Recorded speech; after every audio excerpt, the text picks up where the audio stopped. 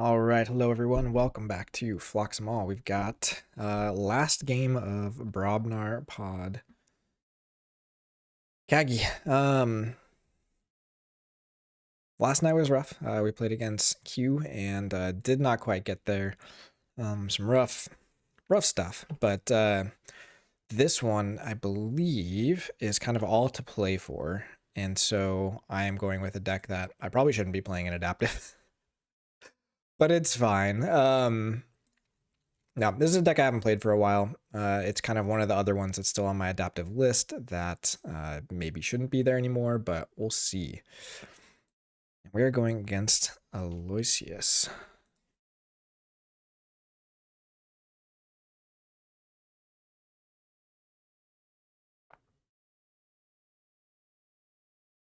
Aloisius, I believe, is in Germany.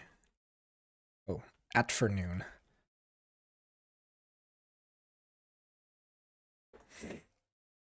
Bringing a PV deck here, so some heat. Apt Hoodlum of Neighbor Drive. So we've got Infernus, we've got some Pied Vipers, we've got the OU shouldn't have. Welcome in, everybody. Yeah, we got the EU streaming time again last night. Not quite there, but getting a few more people in. Stentner's Formula, Forgive or Forget, Reiteration, Project Director, Researcher. That's always fun to see. And then lots of Strixes. This can be rough. Sword is better framed, except for my head is in front of it. What are we looking for here? Gosh, this is going to be rough. Signs point to yes, and tails you... Oh, tails you lose could be worse. I think we want to mulligan this, though. I don't really want to see those dinos right away.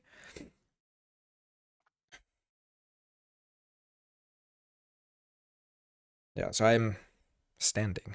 And finally got a standing or sit-stand desk or whatever since I work from home.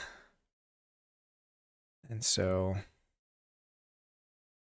kind of get to move things around. I mean, tails and head. So it's basically like if you're not sure if it should go off, it probably is going off. Is basically the rule. So this one is after opponent plays a creature adjacent to a creature belonging to a different house, fulfills tails, you lose. So even if they also include the same house, if it's house pipped to a different house, it is still going to go off. And then there's also all kinds of weird things with how like tokens work and stuff. But basically what happens, the way I understand it, is the condition might not be there. So if I have no creatures on board, the condition gets created by the play effect. And so you kind of almost create a new window when you do this for that effect to go off. So it's very tough to avoid if you're not sure. it's going off a lot, but okay. Go forth and conquer is fantastic for us. We'll see how long we can keep that trapped under there rather than do the sign point. Yes, we do have the double Shavit's Clash. We've got the Lost in the Woods, so decent chance we can kind of keep that there. I think I want to just do the Saurian here. Play the Hedonistic now before things get too crazy. And we get into a 2/2/2 with cards that we didn't want to see to begin with.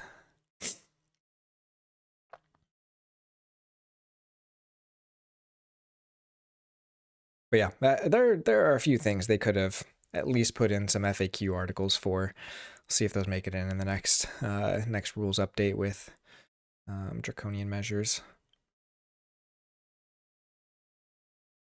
That's frustrating about the camera is it is like barely tilted, but it makes it look like it's like so slanted. I don't know if that's just like my camera itself is actually just like mounted partially wrong or what.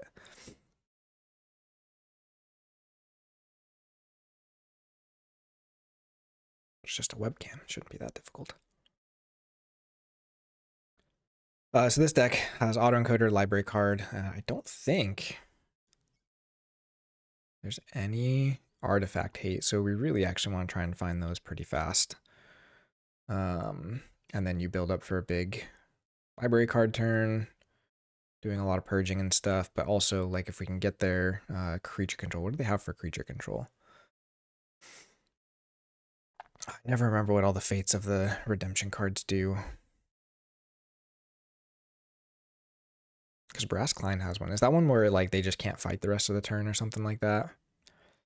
Agamignus is like destroy each non-mutant creature or something. But we actually have a decent amount of mutants, so we should actually be doing a little bit better into that house.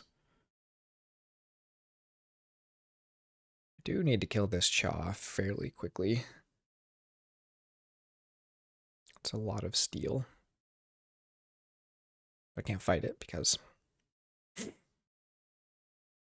well, I could fight it. I would rather not to try and keep that on the board. I really don't want to use that right away, especially not having the Amber to get value for this. Discards Figure of Forget, very okay with that.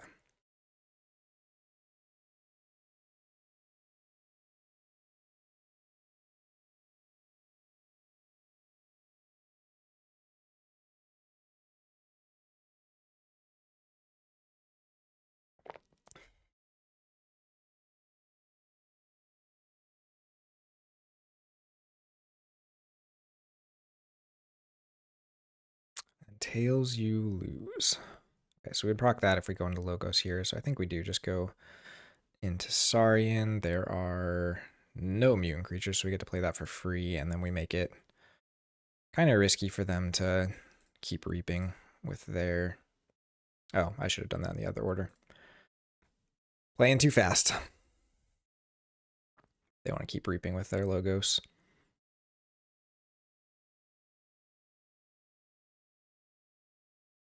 But this is an example of why this season has not been going well. I'm just making dumb little mistakes like that kind of in a lot of places. There's been some really hard decisions to make too, that like going back, if I make a different decision, maybe I have a chance of winning. That's like the stuff that I need to actually like learn from. This kind of stuff is just playing too fast, needing to really slow down, get in that more competitive mindset. Because now this is kind of unfortunate to... I guess I just Savage Clash first and killed the Quintina. Or I just let my stuff get exalted.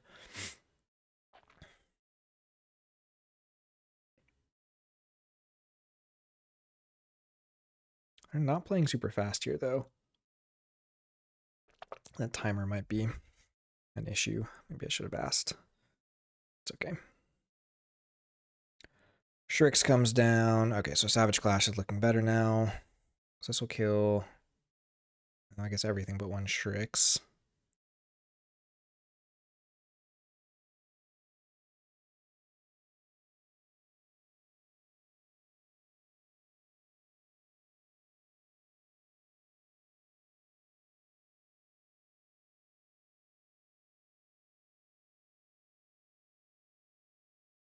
What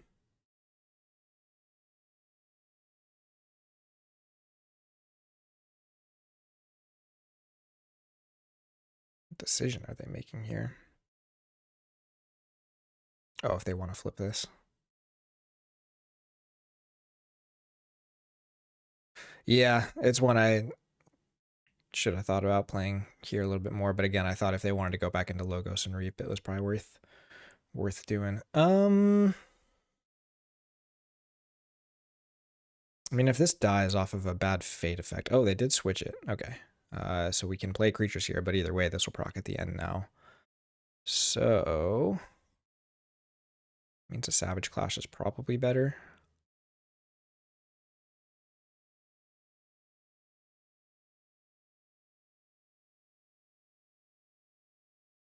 Leave one Shrix alive. Leave our Ludo alive. It's the double ghost talk. That's unfortunate. Yeah, we'll go ahead and just play it.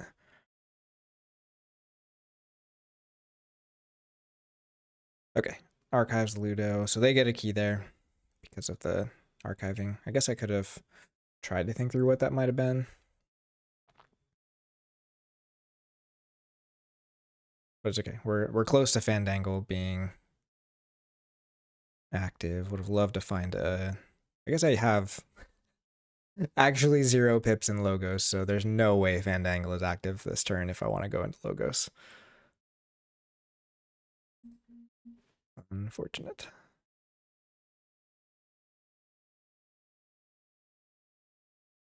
So already, I don't think this is going great. But this into PV is going to be a pretty tough match regardless.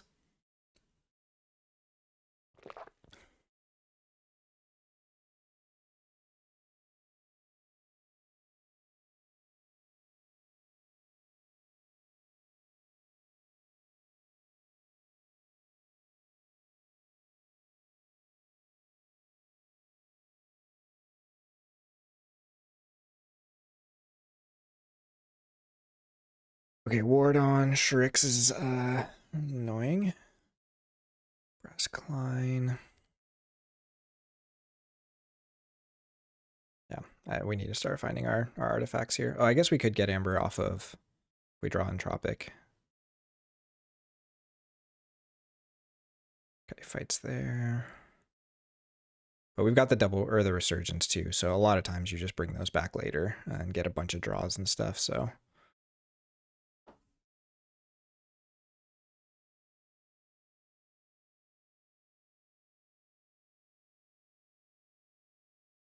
Okay, tells you lose, so that'll be going off here. Could be a no you shouldn't have.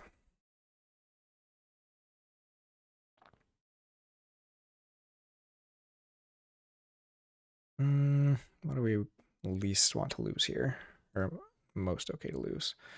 Poise Strike is unfortunate.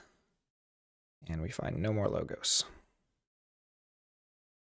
Cool. But we did find our second Savage Clash. This Vault's Blessing is pretty terrible here. This might just be an awful deck to play into PV.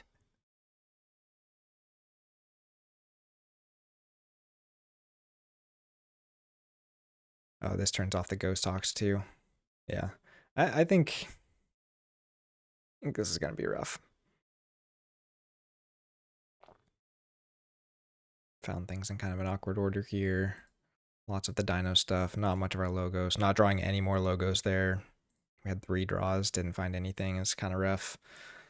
Even just like the opposition research would have been nice. But they're going disc, so this will probably be like Gift of Amber. Pied Viper is not a problem yet. Don't really want to play my Savage Clash yet, but I might just have to. No, I guess we do a Saurian turn. Because we still have another Faust if we need to do taxing later. Need to start getting some of these artifacts down. And then hopefully we have something left alive for Ghost Talk. Oh, the Infernus. Let's see if they hit the Fandangle. Might just go for the pips here. Yeah, they do.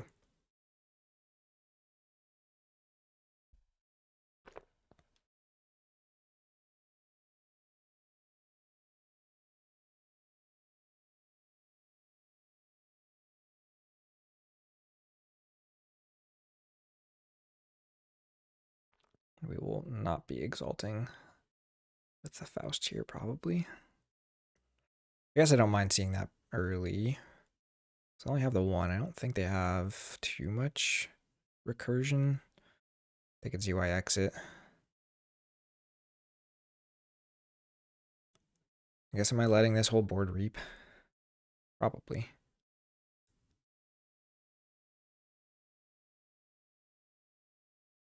Ooh, Gift of Amber. Okay, let's see if they go for any of my stuff here. They really don't need to, though. They could get Brass Klein and... Oh, or they just go for both the discs. That's totally fine. I think we're actually more okay with that.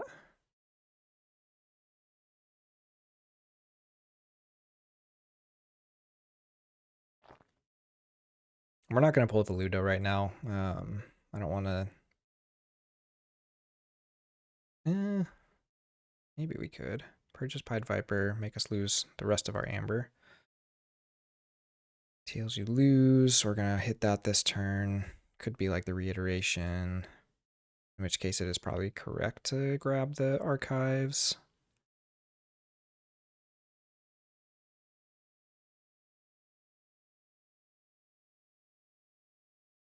Yeah, so we probably will here.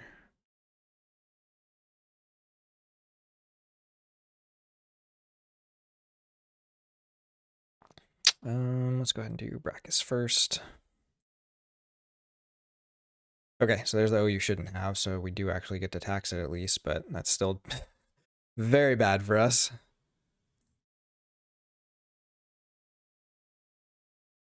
Also, this is the wrong place to put that amber, so yeah. Man, I was playing so bad these days. It's really, really rough. But this does mean we don't necessarily have to do the board clear.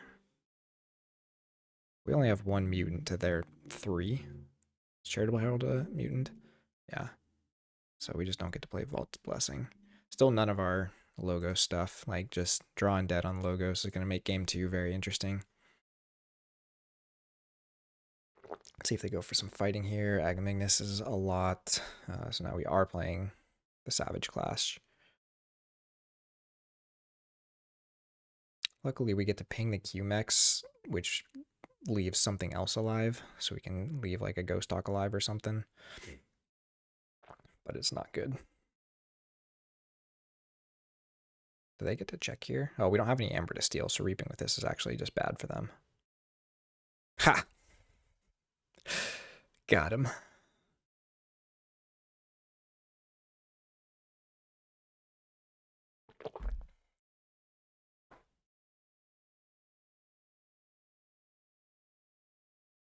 Goes for Faust. It's fair.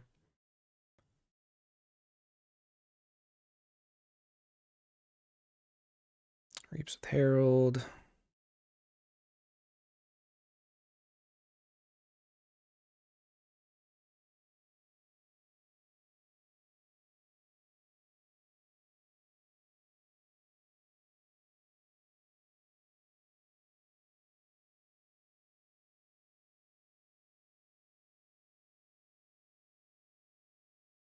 This is still their weakest creature. We need to kill the Herald, and we need to kill the Agamagnus, so we might just leave this with the damage pip on it. Plays the Shrix. Okay, so that's just another free Amber for us.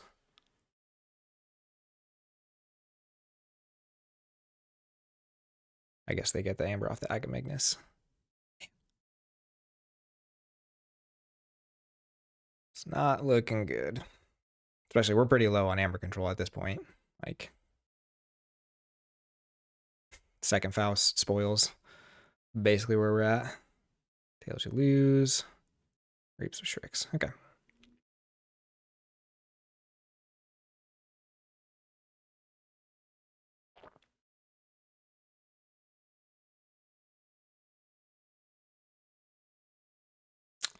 It is very tempting to make the Q-Mex the thing that stays alive here, just so we can kill this. Oh, I guess we can just fight with this Ghost Hawk, but then we triggered this, which is a little bit scary. Let's do our reaping first.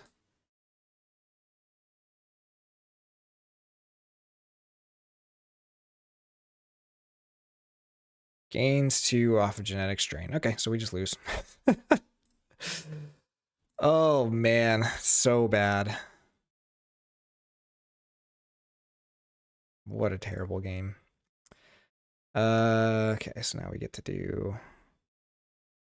We do at least get to use the damage here. We'll do the Ludo.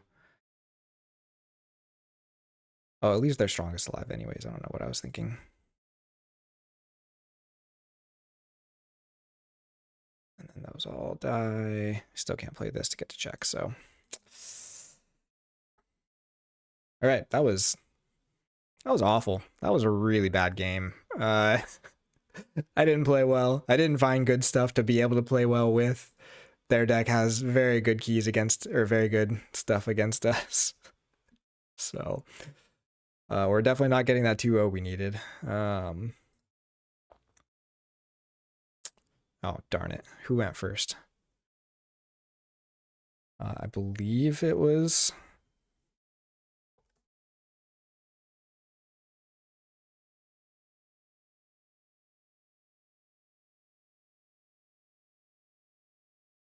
their Wild Worm hold into the...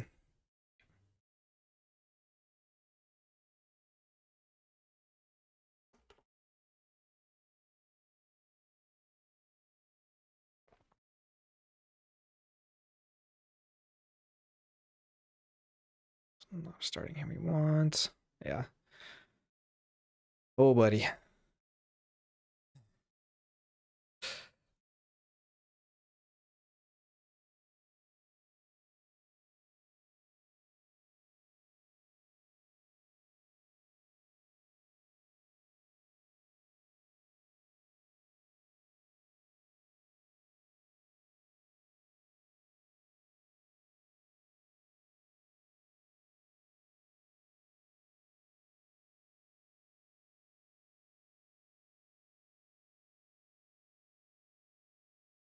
Okay, so we just start with director here. Do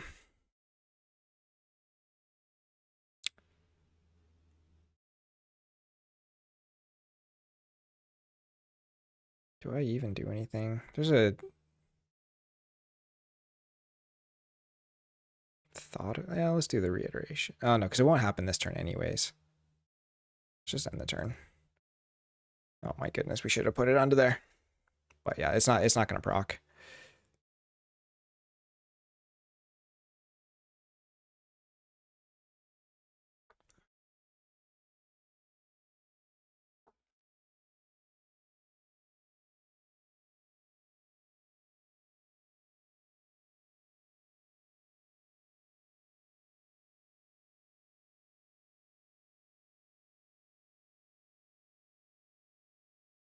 I mean, this is just an incredible hand. It's kind of silly. Forgive or forget, we only get to archive one if it's just like an action or whatever.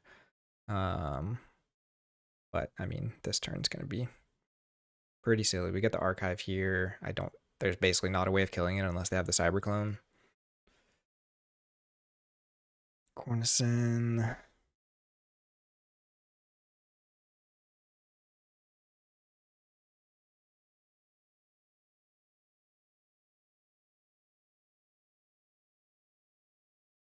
And warding these two is filthy.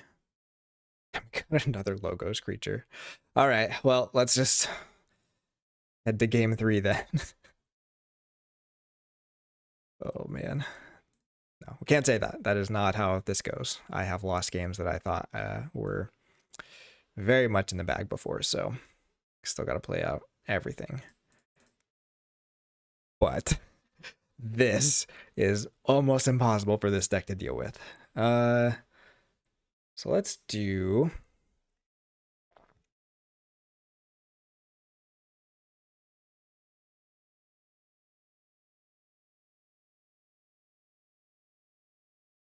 We're going to do this time. It's a little bit funky, but...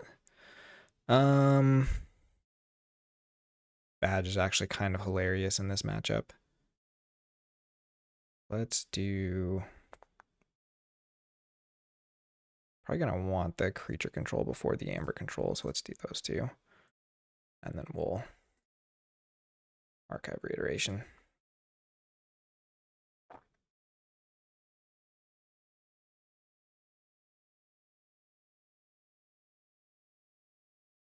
We do at some point need to actually kill these dinos, but we could just do the Agamignus.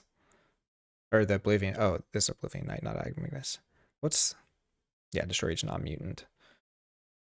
So we do need to kind of keep an eye out for some of those fate effects.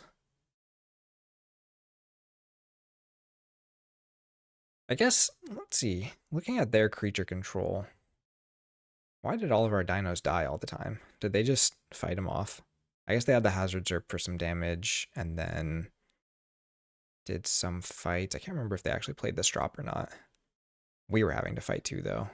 Oh no, we didn't fight because they had this the whole time. We blew up our own board, I guess. All the elusive is a problem. Or, well, the elusive in this deck is a problem for this deck, is how I should say that.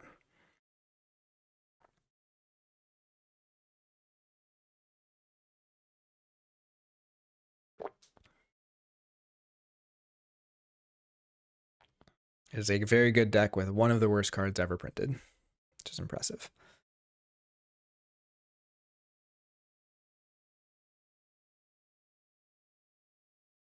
Probably just put Oblivion Knight under here. I mean, we probably just keep going Logos until they make a stop.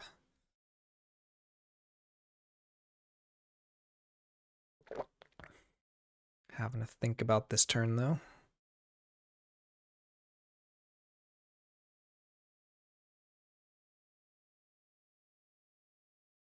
But yeah, according to, we were talking last night after my last game on what I needed to actually get into Top Cut, and I think I needed a 2-0 this match. So Top Cut is probably out of the picture now, unfortunately, which is rough, but it's been a rough season, so that's not surprising. Okay, we get a Reap.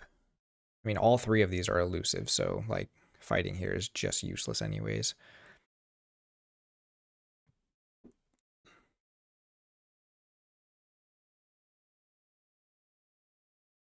It does have an amber icon.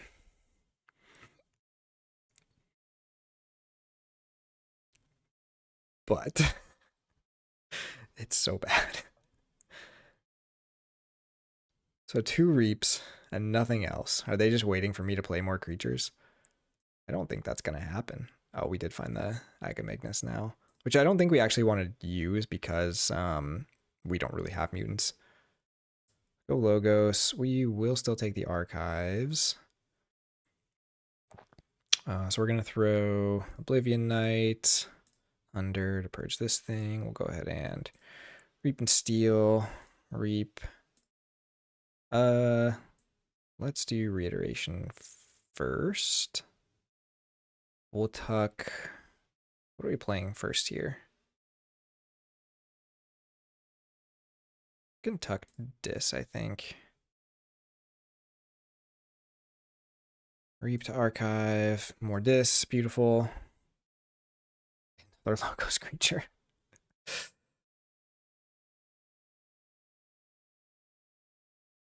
Yeah, no, that's very true. We had a lot of kind of round robin wins and losses in our pod, but my 2-0 losses were just in really bad spots. So the one last night was a 2-0, which means that's why I kind of have to get the 2-0 here. Otherwise, I kind of lose on pretty understandable tiebreakers. So my guess is there's a Savage class coming. Let's see if there's the damage pip one. Oh, but how many chains do you bid on this? It is interesting. I think somebody was talking about it. Maybe they talked about it on the bottom of the beaker.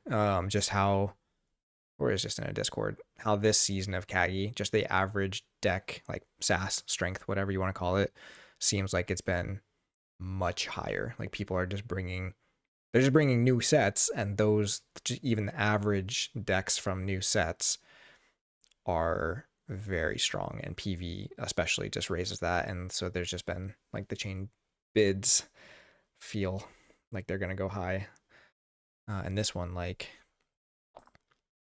well, how does this one, if I get a big burst turn with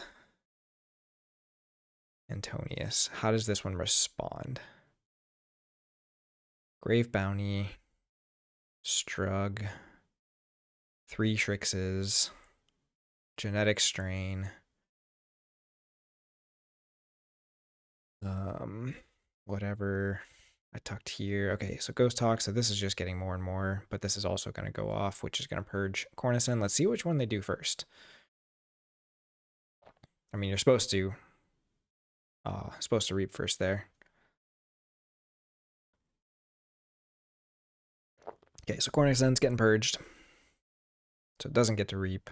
Brachus reaps, exalts itself. But I mean, we just have no incentive to call it anything other than Logos until he really forces us. But I mean, this is easily getting probably to like 13 chains at least. But it might be more. Like prophecies, especially ones that fulfill pretty easily, like this one. Against this deck, at least, this one is very easy to fulfill because of things like Ghost Talk that you really need to play for value. It just gets so much efficiency. The Logos is already crazy efficient, like with the wild wormholes and stuff. I don't know. It's it might be a situation where it's like the MM deck almost cannot win this match. It's not sure. Maybe the creature control is really where the issue comes in. If you can get a board fast enough.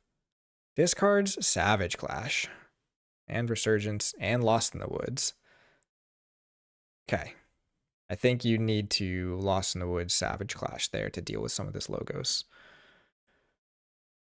We're getting Archives. Don't need to pull it. Go Logos. I mean, I really don't even care too much about killing this. Is there a sequence that matters here? These two are just reaping. What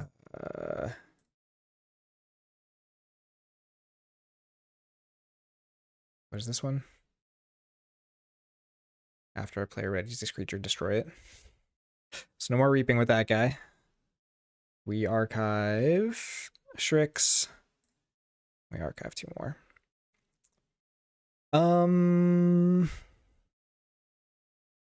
We'll just ditch Avenging Aura here. I guess we could do second Amber for easier proc. We get still no Logos in Archives is crazy. But I mean, we've played half of it already, or more than half. I've seen 9 of them.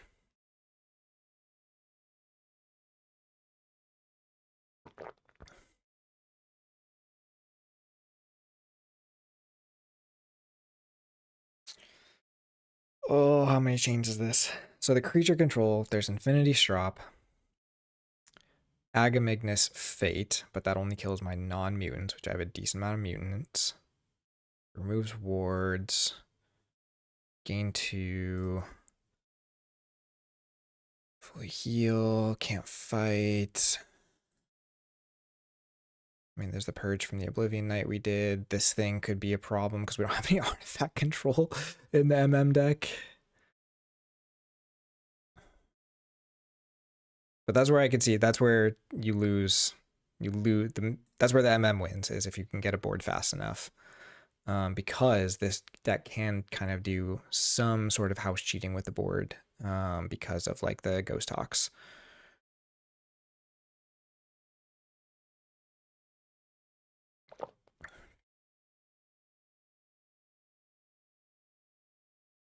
But no artifacts both games so far. I mean, the autoencoder makes this a pretty different game too, right? You just ditch everything until you find like double board clear, drop a bunch of Untamed, and then you do your Logos like library card turn. Just make a massive board. Okay, there's the autoencoder.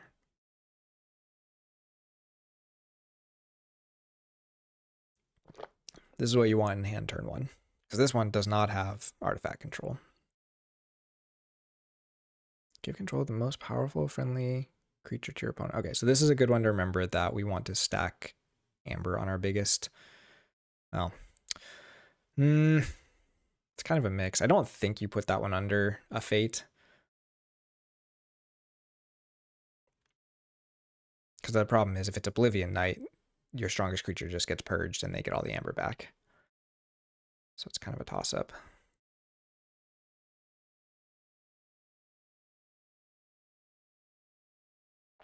See if they cover up the Titan here. Do some taxing. But again, like there's zero reason to not just keep going Logos until they deal with this.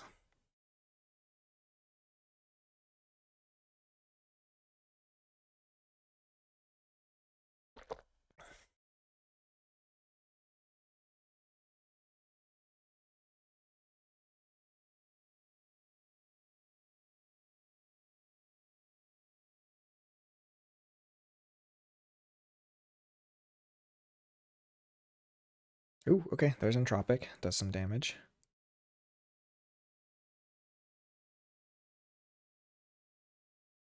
Did not cover the Titan though, so should have gotten that on the other side. Re-archive more, not Logos. So we just keep going logos. What do we have left to find? Hazard and project. Reap. Find project. Fantastic. Reap, and then make them archive a bunch of stuff. I guess we should have put that on Tails You Lose, but this at least means it's happening at the end of the turn no matter what. So like they can play a bunch of creatures and then we archive a bunch of them. That card, I guess, is really one of the big problems in terms of the MM going big on board. You have to be able to, yeah, it archives so much if you go big on board. And that gets around your like Ludo if you're stacking Amber and stuff. So this looks really bad for the MM deck. I don't know how it wins this match. Just has to get enough Amber fast enough.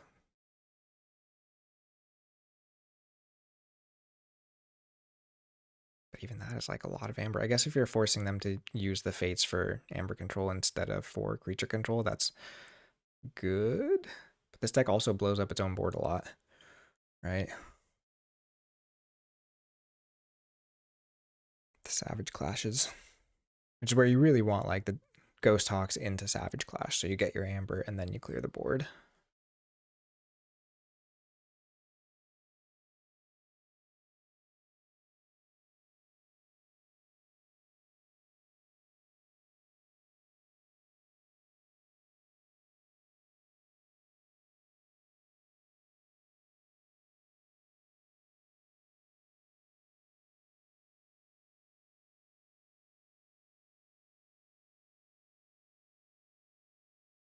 Yeah, I start getting my backtrack music going again. I know it's kind of awkward.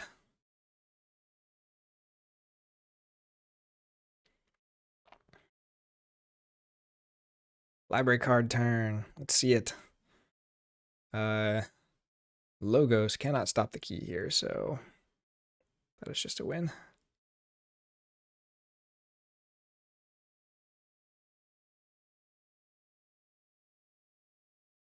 I guess the Dinobot is other creature control. We do need to remember that. Can do some damage.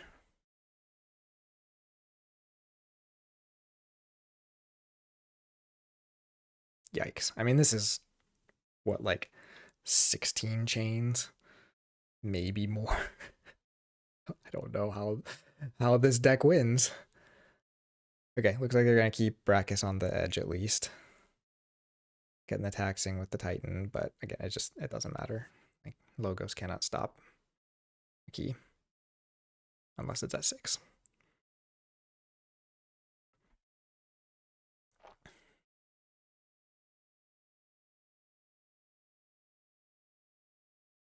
Starting hand with this kind of stuff too is really rough. You really want the resurgence later.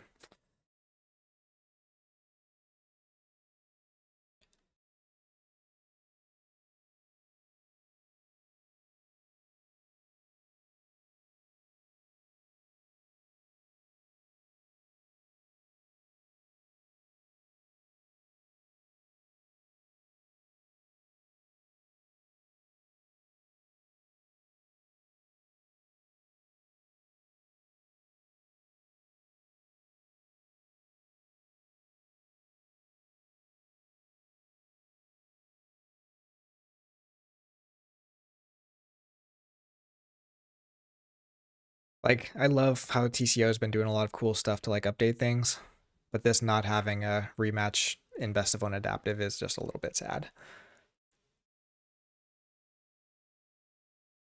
Okay, so we'll do a new game. KAGI. Best of one adaptive.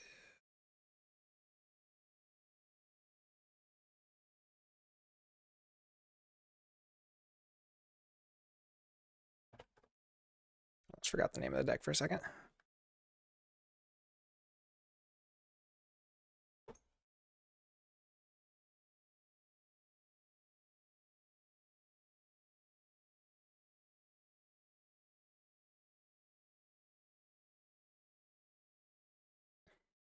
Okay, and then the PV is going first, so we need to remember that too. Okay, so we are bidding on PV. I mean, do I just jump straight to 10? Or do I let them?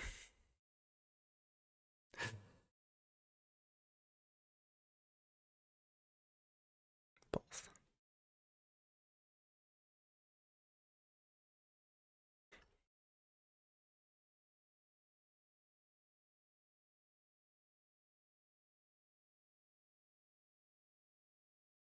Start at 9. Just see how comfortable they are with chains.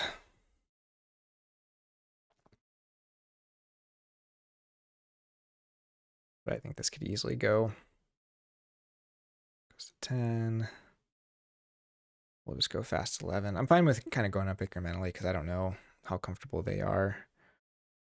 But also, like, I don't... 16 chains. How far am I willing to go with this?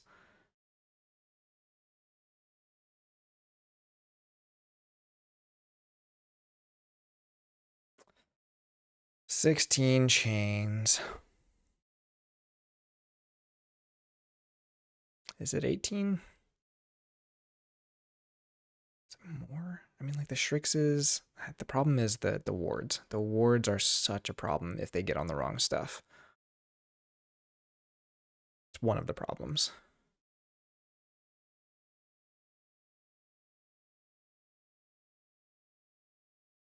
I'll go 17, but if they go 18, we'll pass. I mean, it might be higher, but I don't want to play a deck with 18 chains on it, so I would rather see if I can make my deck fire. And this is just for fun now, so we'll just see.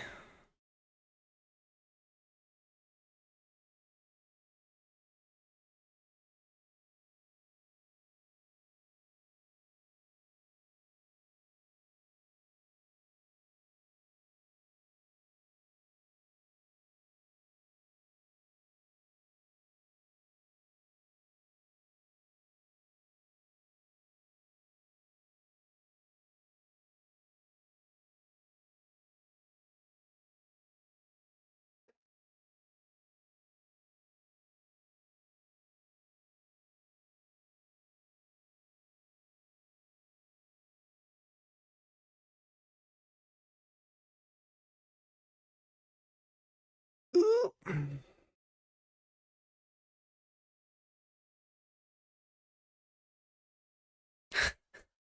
think this is a good hand. Like, it's very tempting to keep these two and just start reaping with them.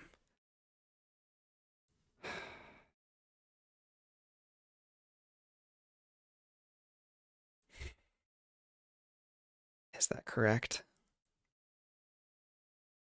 Because we get to filter with this one. We're pulling stuff off the top. But if this hits like if it hits a Savage Clash, we're in a lot of trouble. Okay, this feels better. Both Savage Clashes does not feel great, and we need them to play a creature here. There we go. Not ideal purge, but it's a purge. Let us get the Cyberclone down. We can bring this one back later with a Resurgence, depending on what the game is looking like. Okay, see if they also do some prophesying. And we get to ditch 3 cards here. Dinobot can discard one of these. We keep the one with the damage pip for sure. We're not fighting anytime soon. And we don't have to exalt the Dinobot to kill something.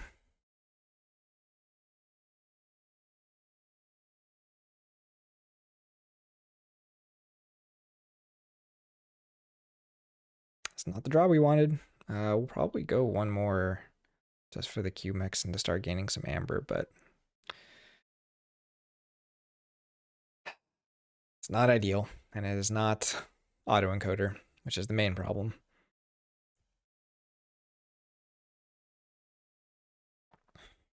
We're on a 3-card hand here, though, which feels a little bit better. We don't have any amber yet, so the Shrixes, if they're in hand, are pretty bad. They could find some of the bigger creatures, which would be a problem, but again, we still have the Savage Clash. Yeah, there's a Shrix. Exalts for fun.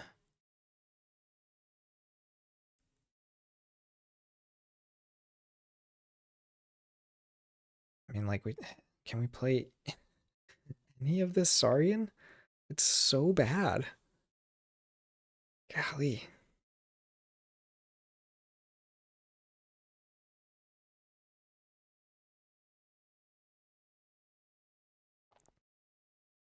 I mean, I'd almost just rather keep both Savage Clashes for now and discard this with the Dinobot. Two Shrixes out of the way this early is also very good for us. I will happily have that over Logos doing stuff, deciding if they want to fate this or not, probably. The Dinobots do just get to, or the Shrixes can just go back and reap here, unfortunately. But I think we just have to keep doing this.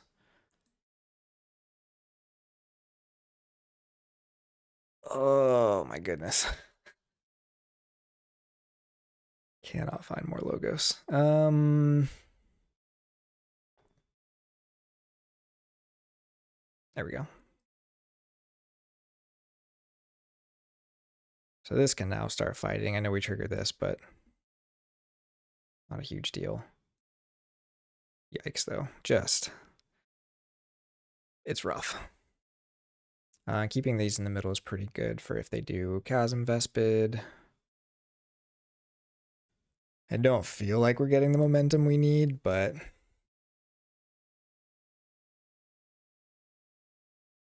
see. If they get some Amber here, it might be worth just doing the Dino turn. If not, though, we'll fight one of these off.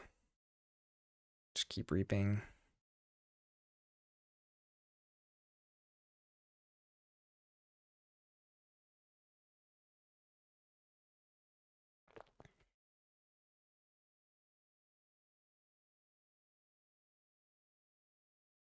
Are you all thinking I probably should have bid more than 18 chains? I've done very few games with more than 18 chains, so that would have been a tough call. Okay, so they are going back into Dinos, or Shrixes, I guess. If they find a ward, we probably do the Savage Clash turn.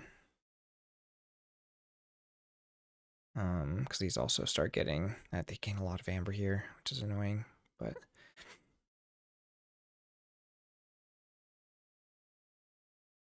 find a Growland. Fine with that.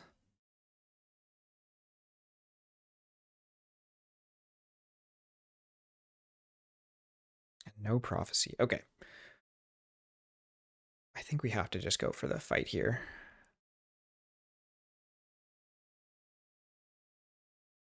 We reap first, and then if it's like a Chasm Vespid or whatever, then that's fine. So we will reap. I think we still have to hold a Savage Clash, honestly. So we'll discard the City Gates. That's very hard to discard for later on. Stendar's formula would be the scary thing here. It makes me just really want to hold both of these for now. We'll do the City Gates. Still do not draw.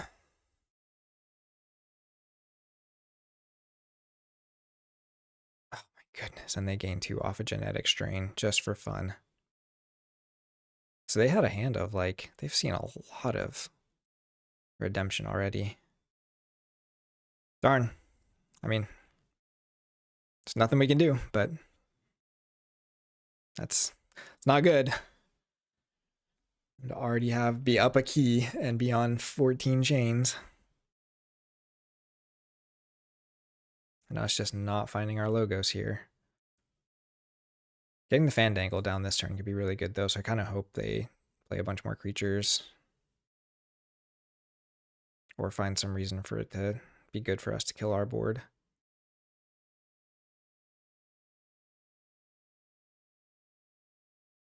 If not, we just go back into Logos, I think.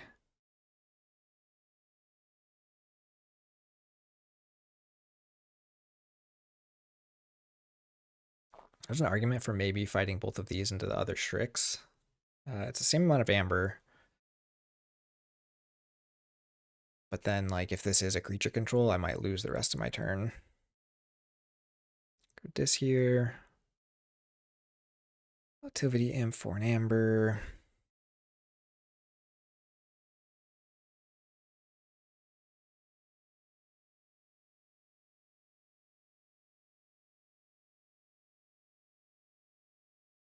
Strop kills almost everything, but that's actually fine.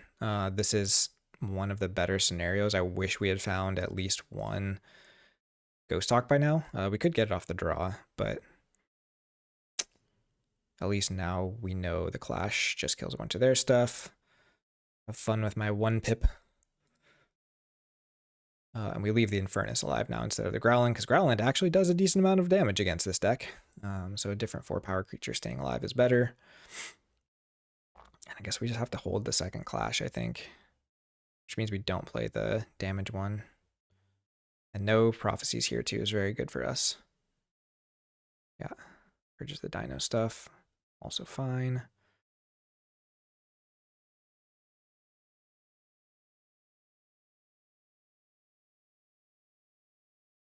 Okay, no. Get to keep their Infernus, and we'll play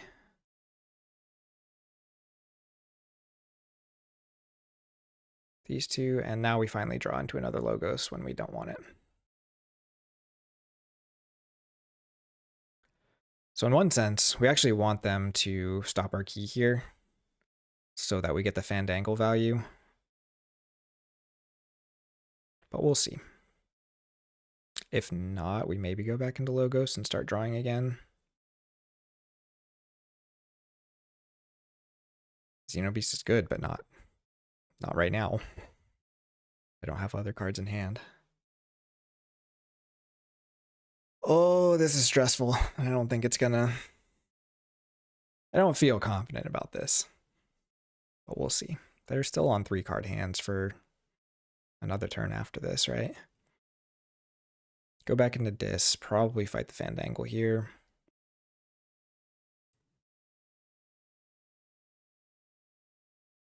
Which is okay, we just dump our dinos, do some capture. Ooh, Reap with the Infernus, okay. Gift of Amber. Strug stops the key. That's actually better for us. We'll take that.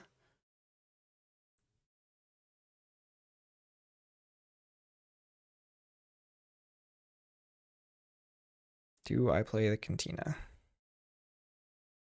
I can't, right? It's just a horrible decision to do that. Go Forth and Conquer is a fine one for us. Yeah, because we need to be reaping. I guess if I play the Ludo, it's not as big of a deal if I just play it last. Okay, no on the archives. Creatures are coming in ready. Play the Cornicen.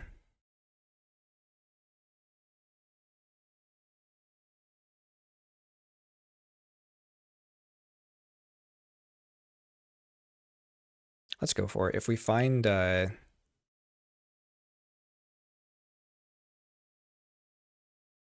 does make spoils better, not that I need it at the moment. If I find, oh, I guess yeah, I do end up capturing all of it with that. If I find Brachus, it's very good, especially if they can't find a way to kill this. Okay, found some Ghost Hawks, so could have a really nice Untamed turn now to kind of get our Amber back up to make us ready for Fandangle again. Otherwise, Entropic Swirl, if we do Forge here without losing Amber, Entropic Swirl gets us above for our 1 Logos creature, but then I guess 2 Logos creatures. Okay, this is what we need to be doing. Strop is gone already, right? So decent amount of their creature control is gone. They do still have the Chasm Vespid, but they've gone Dis a couple times here, so hopefully they're just sitting on a bunch of Logos at this point, which is not too bad for us because we can swirl it. And this guy with autoencoder is just way more value. We'll see. Except now we have the Cantina on the board. We are back to having a problem. And not quite enough damage pips to kill it. Yeah, it was probably pretty greedy to play that, but I think we're not winning this unless we're greedy, so it's their last turn on 3 cards. And again, my guess is it's a bunch of logos.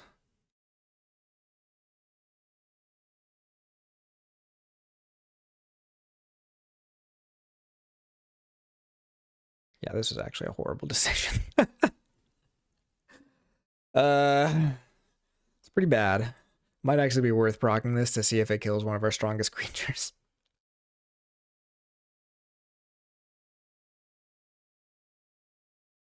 Go logos. Finally take their archives here. There's a darn.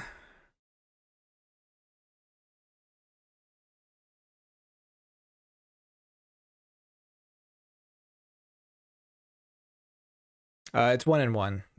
Games 1 and 2 were very, very bad for the mass mutation deck. So a reiteration is very good. Yeah, we did 18 chains. Gave them their deck on 18 chains. Still not sure if that'll be enough. They got first key, but we got our board going now. Logos does not have too much board control. It's got the 18 chains is a lot.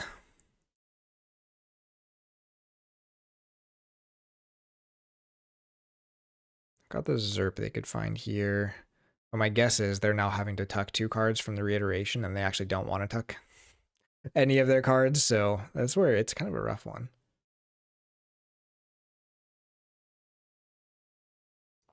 It was off of what was it?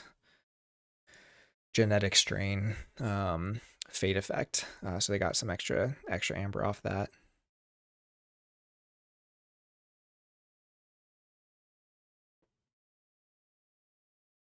There's the Stentoners to ward the board and get an extra draw. Could you ward my Ludo, maybe? Make Savage Clash a lot worse. Yeah, I don't think I'm loving it either. One, I don't love just going that high with Amber. Or with chains, but it also can feel like there's just a lot of randomness, which can make them very swingy. But I also haven't played enough PV decks to really find one that I think would be good for this. Oh, it does find the Hazard Zerp. That kills the Dino Fiend. We're sad. If they don't kill Fandangle, it does kill the Fandangle. Okay.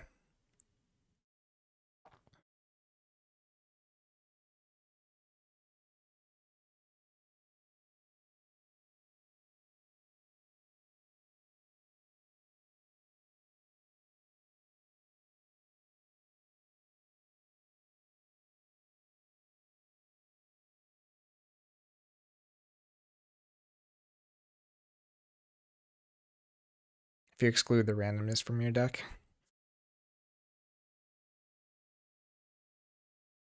be interested to see what those decks look like. I mean, like this one doesn't have crazy random prophecies, like you don't have Ask Again Later or whatever. Okay, so we get a key. The Amber blow up might be the right call, and then the next turn we auto encoder for a bunch. We can kill the darn. We don't have to. Question is, do I fight here?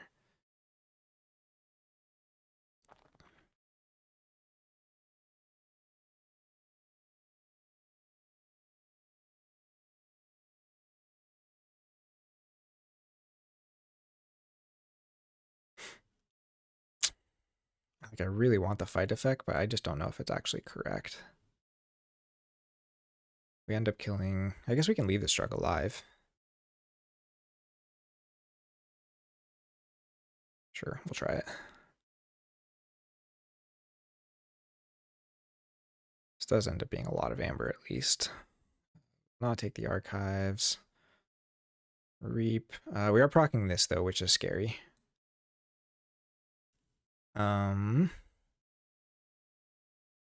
I don't know if it matters where we hit this.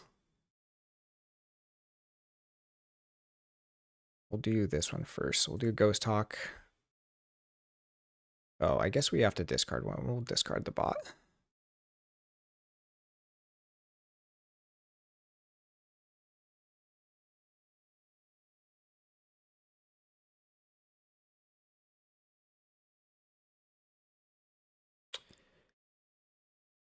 And it destroys all non-mutants, so there you go. We don't have to destroy the board anyways. They actually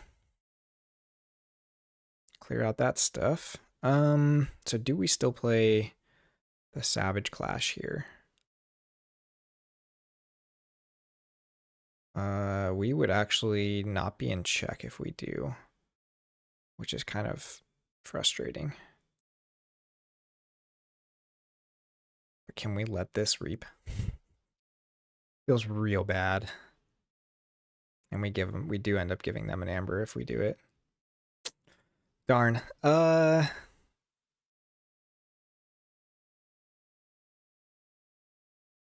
think we have to, though. I can't let that darn reap.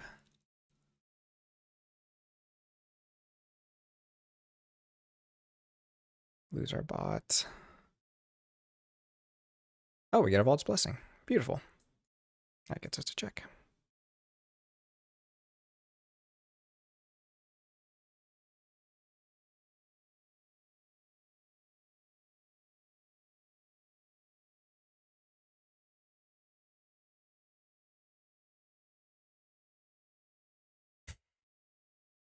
Yeah.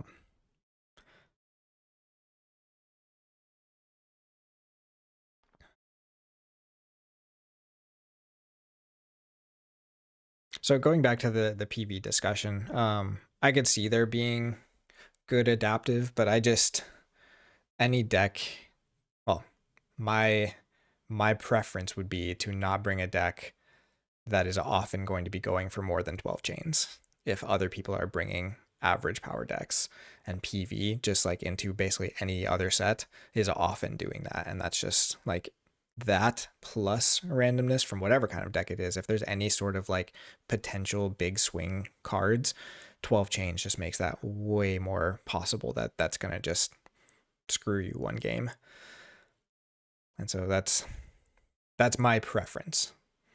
But I am also not going to make Top Cut. So I might not be the right person to listen to for what is a good adaptive deck.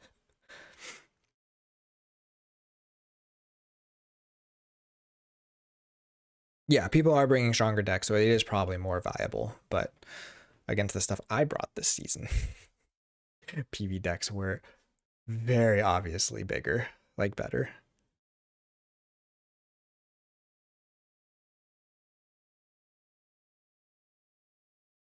Well, so the high roll part I understand, but like bringing a deck that can high roll also brings with it the potential that it low rolls. And so like those game 2 losses after game 1 because you didn't find it and then your opponent did, like that's the other piece. Like I like things that are consistent so that I know I can get to game 3 because game 1 and 2 are going to go fairly similar most of the time. The tricky part with that is you get two decks that are very closely matched, like the decks last night, and it's a little bit tougher. Okay, Infernus fights the Xenobeast.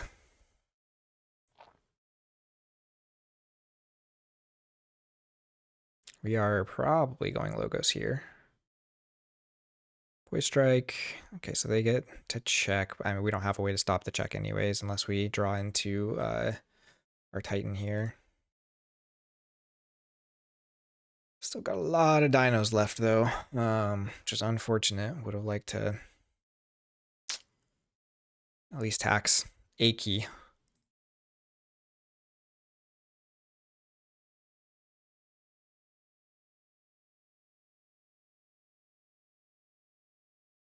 Okay, so we got key 2. I think it's got to be Logos here. We're on second mouse.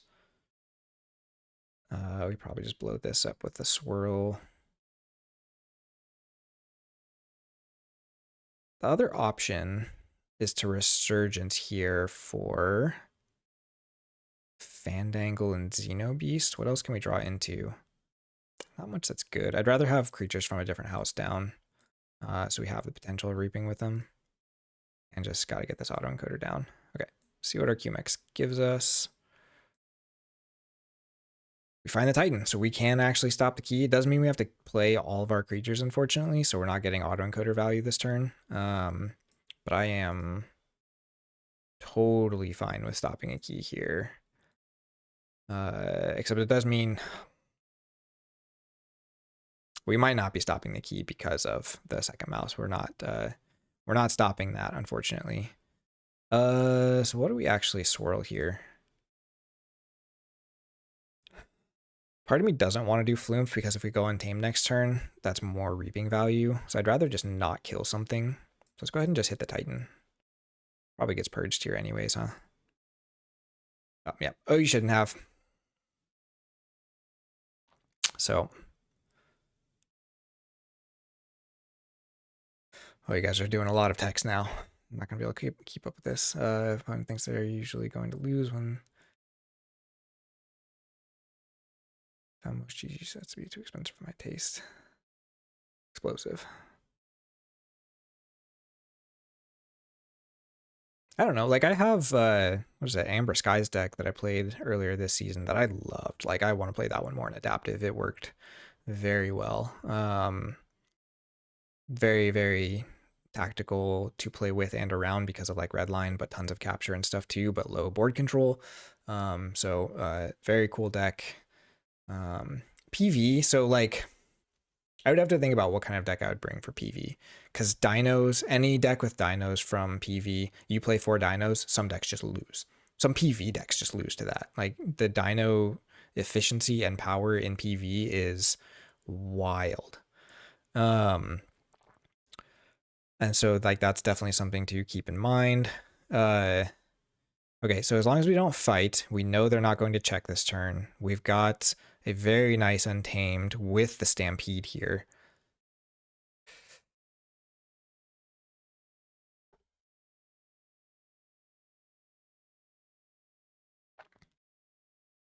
So it'd be like, I could see, honestly, I think Redemption, this actually feels like a pretty solid adaptive Redemption house, because there's a lot of choices on whether or not you should use their fate effects versus their putting them on the board.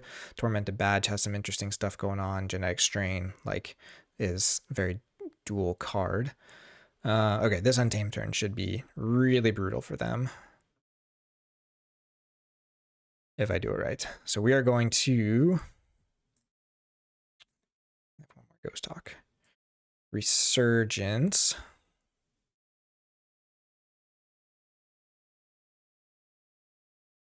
It's just used 3 or more creatures. We're going to Resurgence a Ghost Talk, so we get to reap like with our entire board.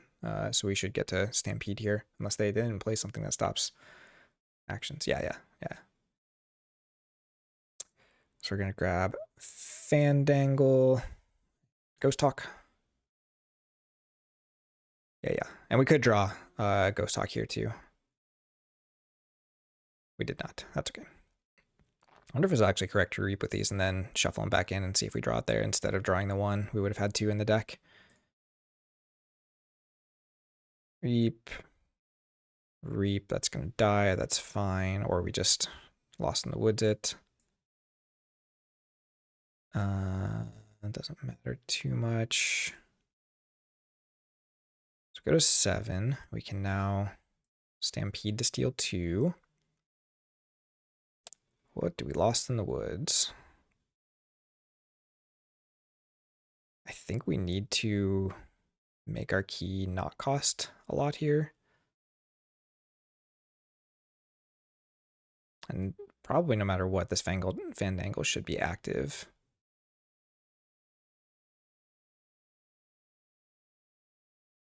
And we know, though, you shouldn't have is gone. And we've got our Faust for taxing, so.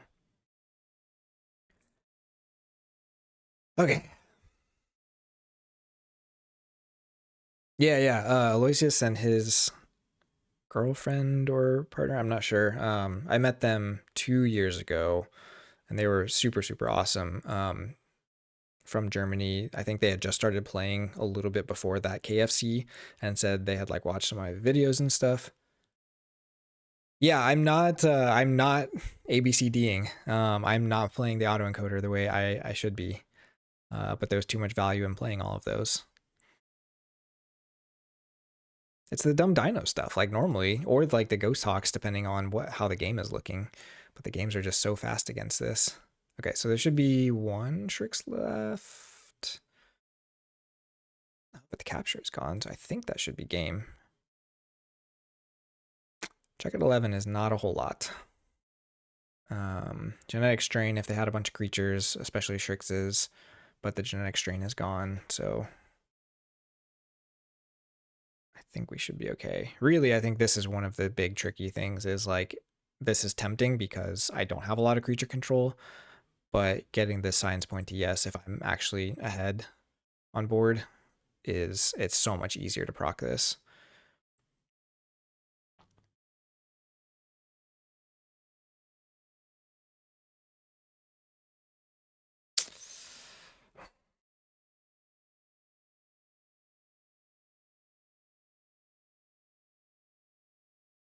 Oh, awesome.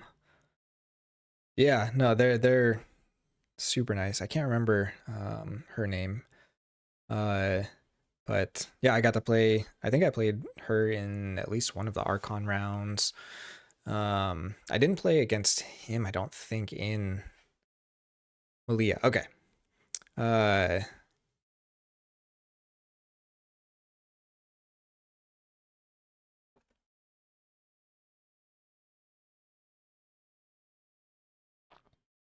I don't know if I played against him this season or this year at KFC. But anyways, that was like right after I had made my timing chart series, I think, and so they said they had watched a lot of that to try and kind of learn the game and stuff, which was really fun. Like I don't always know if those were even useful videos, but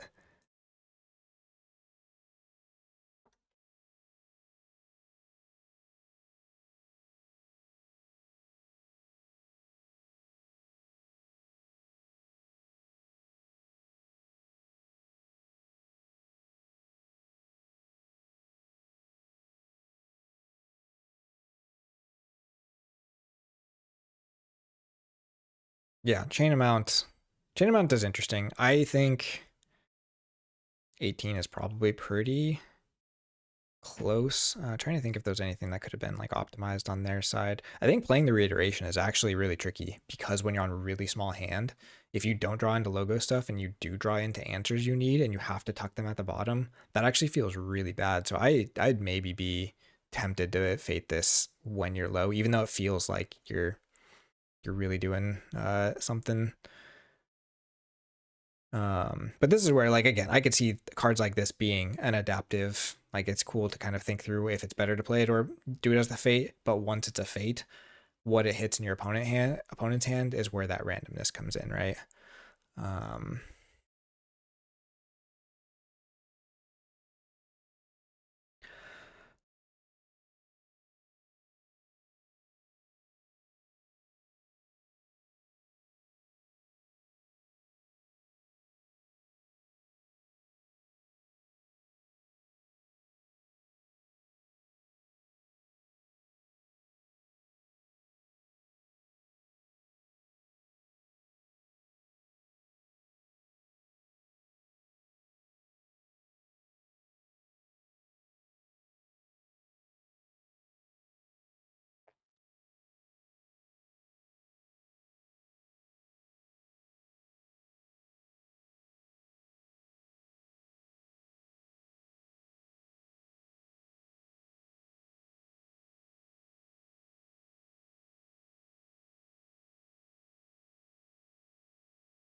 yeah, thanks all for hanging out. So we did end up closing the season as at 4-2, but again, because of tiebreakers, I think that means we are out of top cut contention.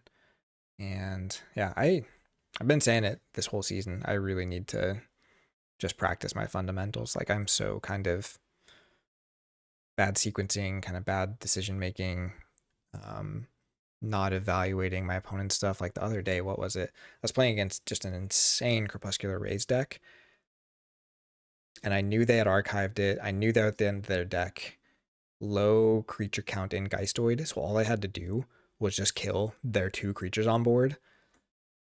And like I ended up killing neither of them because I thought they would be able to use like Manifestation for the capture pips on them or something, and I just didn't even process the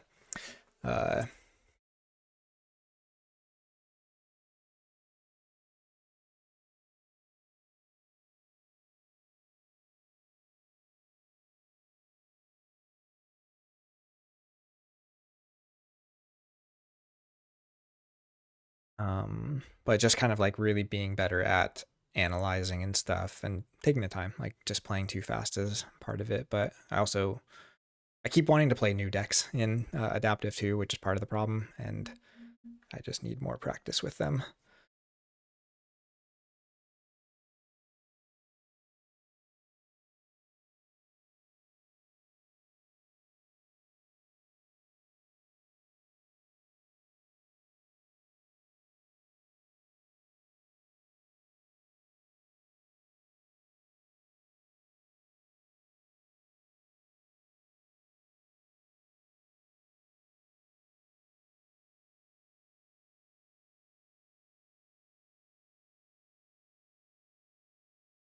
Okay.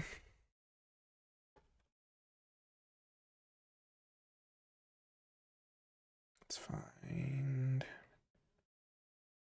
reporting form. This is the last match of Brobnar, I believe.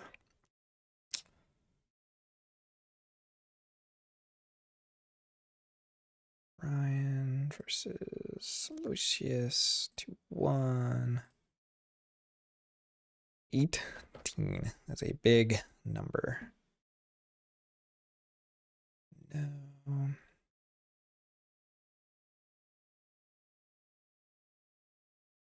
Okay, mine is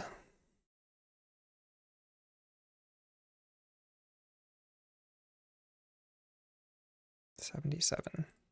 Even that, like 77 is higher than I would have used to bring to adaptive. I also don't know why this is a 77. It is not that good. It has some super hard counters that just make it do nothing. Oops. Wrong one. I need the title.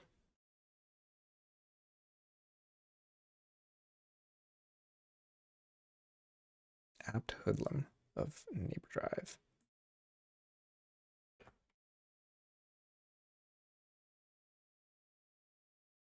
$102. Good night. That's insane. Oh, nice. Yeah. Good luck with that, Captain Gale. I'll should pop on and see that. I gotta go get my car emissions tested sometime today, but just love to see some other streamers. I missed your one earlier this morning, but that ended up being a fast one, right? Not a KAGI match. It's like a minors match or something. Yeah, it's a pretty good deck. It's pretty cool. Even the redemption, I don't love this house, but that's some good stuff. But I think the big thing, I mean, neither of us really use Science Point TS, even when I was playing it. Panic is streaming? Oh, cool. Yeah, thanks for letting me know that. I will definitely hop over there. So if you don't know, Panic ended up not being adaptive game. Panic has created a Cube and Cube Discord for Keyforge Cube, also building their own house that I think is kind of built specifically for Cube play. I don't know. I mean, if the game ever goes under, it probably gets fan printed as a true house. But let me do this stuff here. Some people don't allow raids, so we'll see if Panic does. So I built my cube, which took forever because I decided to try and make a singleton stack of basically every house I had, of like every singleton I could get out of at least like all the 200 decks that I'm not playing right now. So that part took forever, just like sorting them, getting all the singletons out, and then finally making the cubes. I have one ready to go. We just have had 5 people and then 3 people at our locals, so I haven't had a chance to actually play it yet, but it looks very fun. I'm really excited to kind of start playing with it once I've done it once or twice.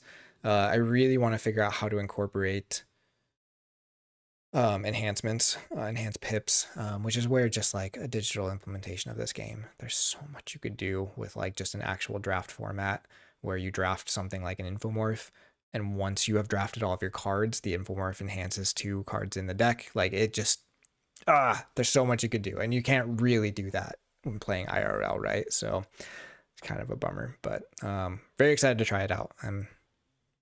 Because like I liked what was it? Keymander was fun too.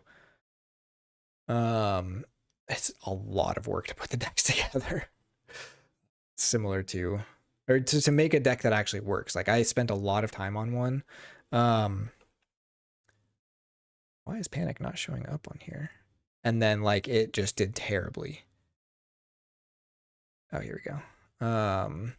And so it's just like I spent a lot of time on it. It did nothing in the actual format, and then I just had to go back to like step 1 again. So it was, we'll see if we circle back to that, but really excited to do the cube.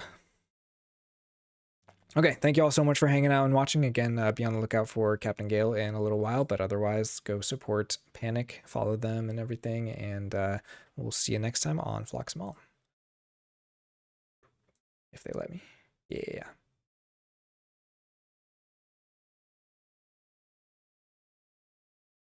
All right. Take care, everybody, and we'll see you next time.